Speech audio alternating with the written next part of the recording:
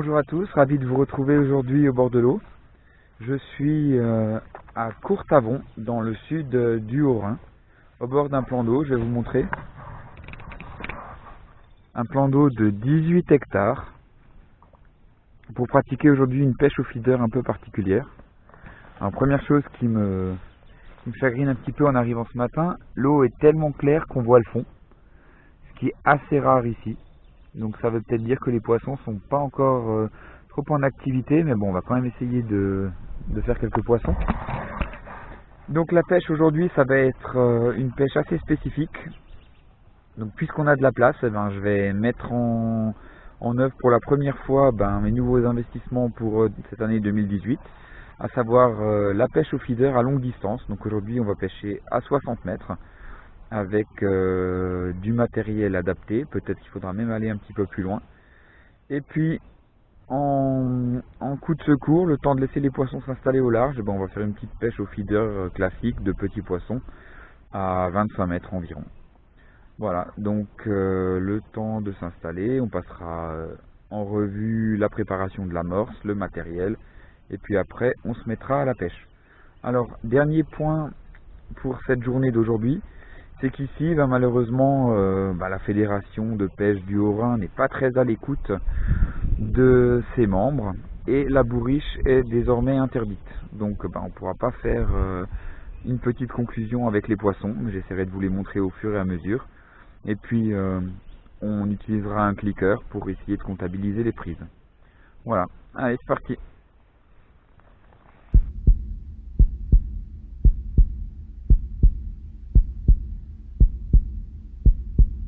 Alors pour l'amorce aujourd'hui, je vais commencer par humidifier au vaporisateur très légèrement de la chapelure rouge et jaune fluo. Voilà, je l'humidifie un petit peu pour qu'elle ne remonte pas vers la surface au moment où je vais lancer mon amorce sur le coup.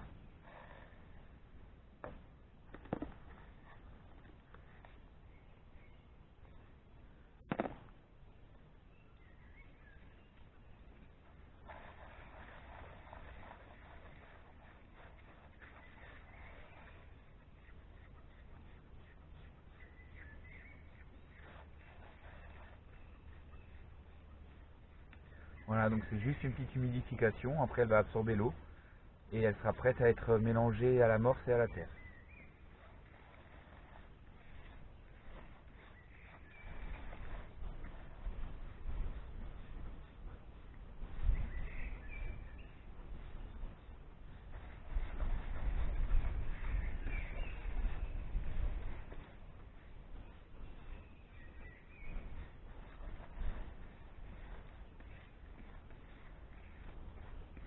Voilà, on va déjà la laisser absorber un petit peu et puis on y reviendra tout à l'heure.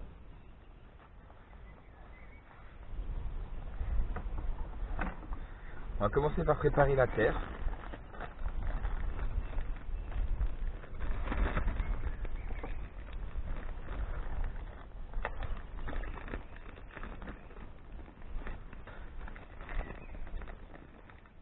Voilà, donc c'est de la terre de somme tout à fait classique, je vais en mettre à peu près 1 kg,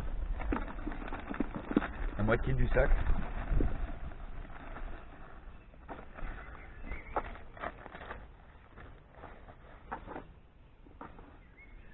Et donc cette terre, je vais y mélanger 3 choses. De la chapelure donc rouge et jaune, des micropelets et un additif Brasem au caramel.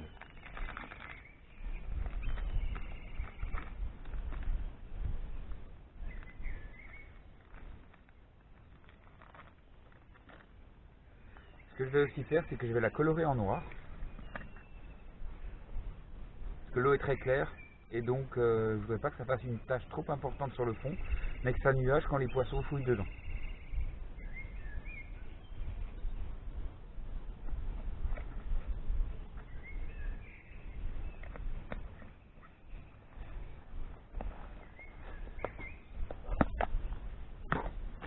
Donc des micropellets de 2 mm, j'en mets juste une grosse poignée. Voilà, et 2 poignées. Ça c'est juste pour que les poissons prouve aussi un petit peu quelque chose quand il fouille dans la terre, comme ça elle nuagera encore plus.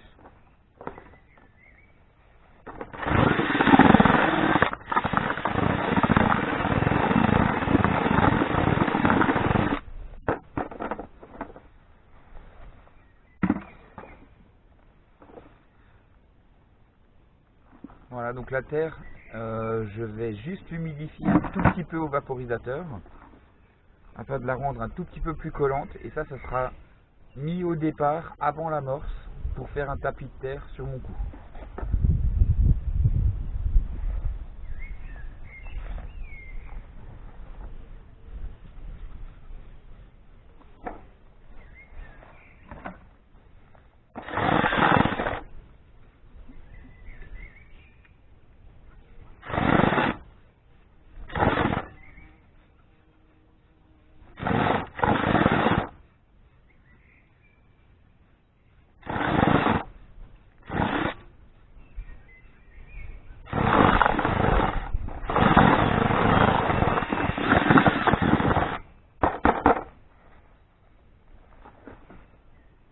Voilà, donc elle est légèrement humidifiée, elle colle bien, elle tiendra bien dans le feeder.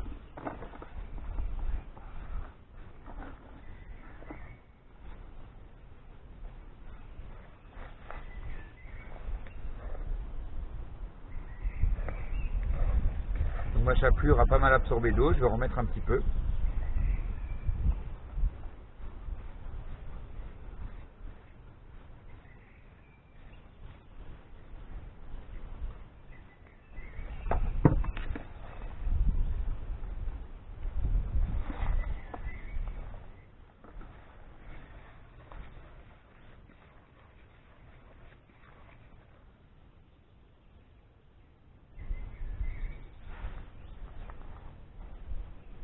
Voilà, donc j'ai fait un petit test dans mon bac.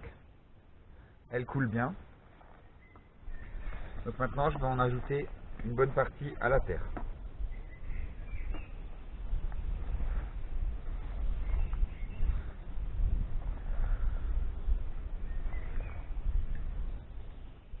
Voilà, à peu près la moitié, j'avais une pinte sèche.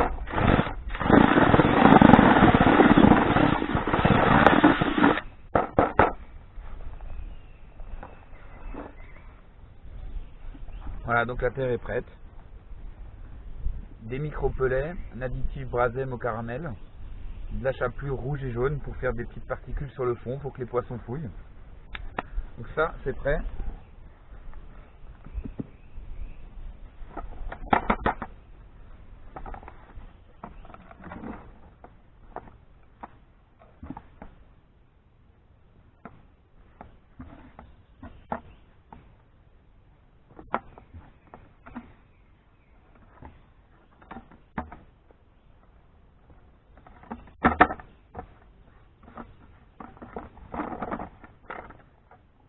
Voilà, ce sera pour faire un tapis de terre, donc au départ. Ensuite, on va s'occuper de l'amorce. Alors pour l'amorce, on part sur une amorce noire, la Turbo Black de chez Vandened. Voilà, j'en ai encore un petit reste, un paquet qui était entamé de l'an passé.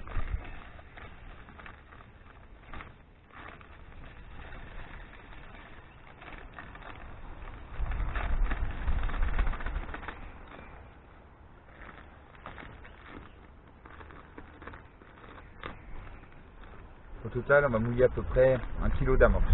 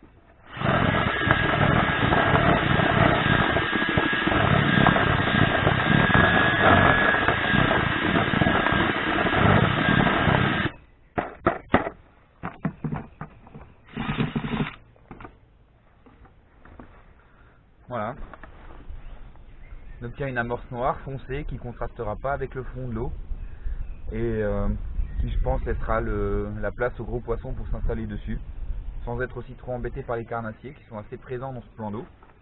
Donc à cette amorce qu'on va bien sûr laisser gonfler pendant un quart d'heure, 20 minutes, on rajoutera le reste de particules de chapelure fluo et aussi un peu de terre pour que ça nuage aussi un petit peu.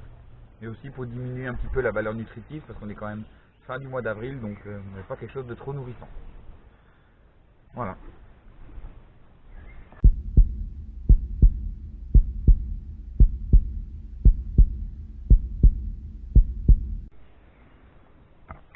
Alors, je vais vous montrer les 3 cannes que j'ai prévu d'utiliser aujourd'hui. Donc, tournament distance 13 pieds avec un Black Widow 25 chargé en 13 de 10 centièmes. Voilà donc la canne pour pêcher le plus loin. Ensuite, j'ai une canne à carpe, 13 pieds, 3 livres et demi. Pareil avec un Black Widow avec de la 13 de 18 centièmes, ça c'est pour l'amorçage de départ. J'ai monté le gros feeder d'amorçage de chez Gourou. Et ensuite, petite nouveauté dans mon arsenal que j'ai acheté cet hiver d'occasion, c'est une petite Garbolino G-System Picker de 9 pieds que j'ai associé avec un petit TDM 2508, une 13 de 10 centièmes. Et ça va être pour pêcher à 25 mètres. Donc en attendant, on pêchera les gardons en attendant que les brennes s'installent au large. Et puis pourquoi pas peut-être aussi prendre des carpes au large parce que j'ai vu sauter des carpes à bonne distance. Et donc la petite canne pêchera à 25 mètres, enfin 24 mètres plus exactement, je clipperai sur les distances sticks. Et puis les 2 cannes de 13 pieds, je vais les clipper à 60 mètres, les deux, pour pouvoir pêcher exactement à la même distance. Bon, ben maintenant il n'y a plus qu'à faire des tours autour des piquets, et c'est parti.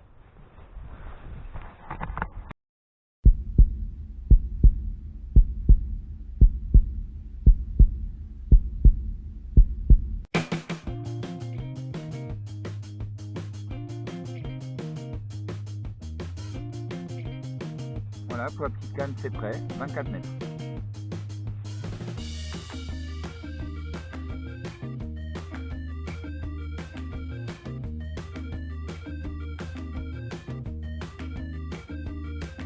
Voilà la canne pour l'amorçage, 60 mètres.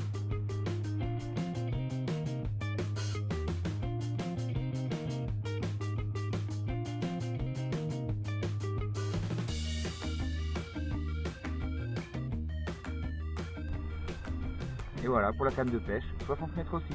C'est parti.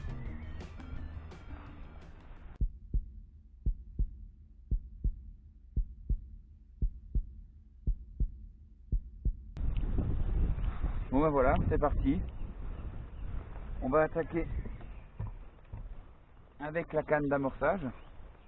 Donc le gros feeder de chez Gourou. Et on va mettre 12-15 feeders déjà de terre. Une bonne quantité de terre. Et puis ensuite on mettra de l'amorce derrière. Alors, une chose que je vais aller faire, il faut toujours faire ça avant de commencer quand on pêche avec la tresse. Je vais aller mouiller la tresse de la bobine. Très important pour éviter les perruques pendant les premiers lancers.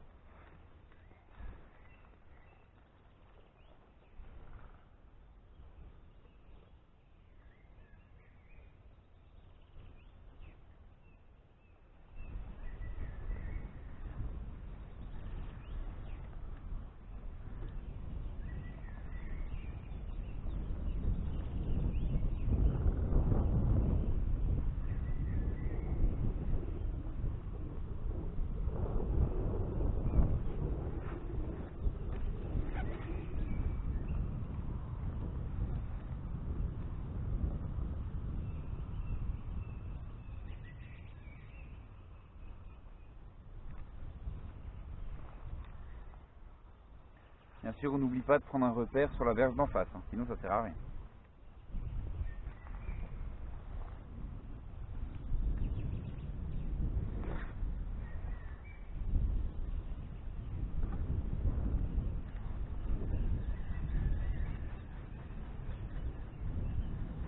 Là, c'est légèrement court, il va falloir que je pousse un petit peu plus.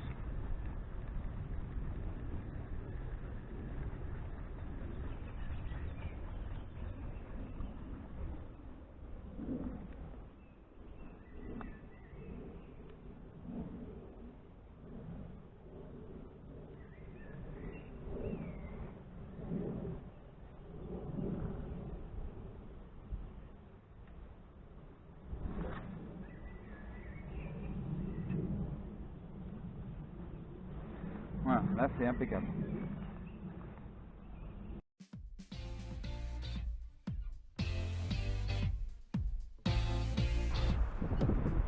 Voilà, d'un seul coup, troisième lancée, il y a un fort vent de travers qui se lève. Il va falloir compenser, viser un petit peu plus à gauche. La distance ne sera pas un problème, à 60 mètres on y arrivera.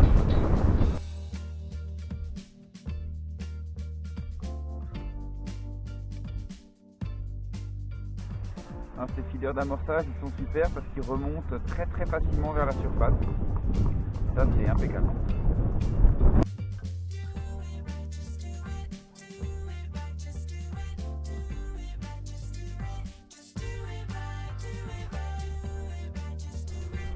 Voilà, donc mon bac de terre est vide, il y a encore un feeder à peu près. Et puis après on mettra 5 feeders avec de l'amorce chargée en pinky congelé, en asticot congelé.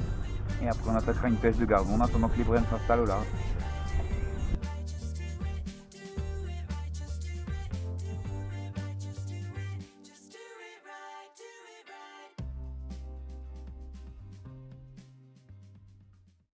Voilà, ben, le temps de mettre un valine sur la petite canne et on attaque la pêche.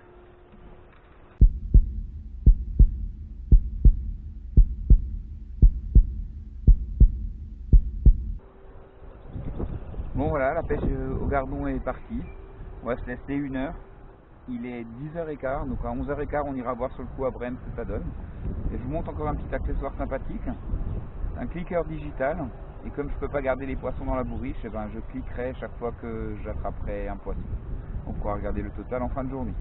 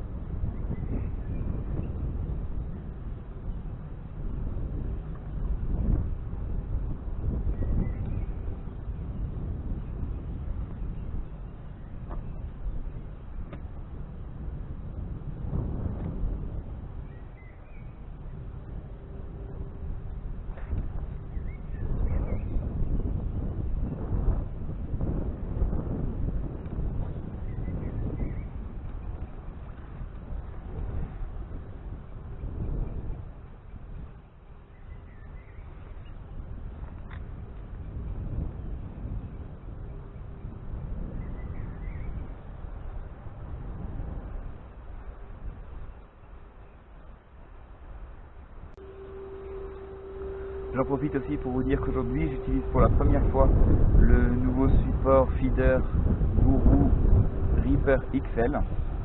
J'espère que vous le voyez sur la vidéo. C'est ce nouveau support feeder qui est long, à peu près d'une quarantaine de centimètres. Et puis il est très agréable à utiliser, légèrement antidérapant. Donc pour le moment ça me plaît.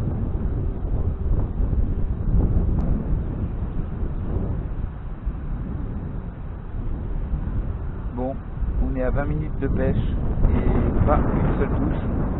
Ce qui ici n'est pas bon signe parce qu'en général les gardons ils répondent très vite présents. La clarté de l'eau me faisait très peur ce matin. Mais bon, je tente le coup et puis on va voir ce que ça donne. Mais là, c'est mal parti.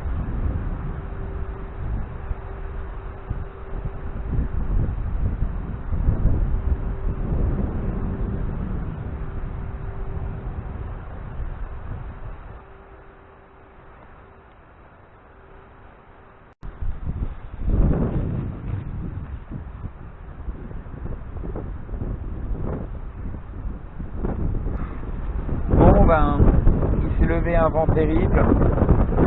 J'ai eu 2-3 indications sur la petite canne, mais aucune touche qui a vraiment suivi.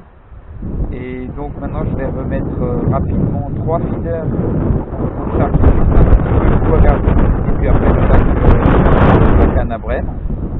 Là on est 50 minutes après l'amorçage de départ. J'espère que les poissons se seront un peu installés. Et donc je vous rappelle, il ne faudra pas oublier de mouiller la tresse avant le premier lancer.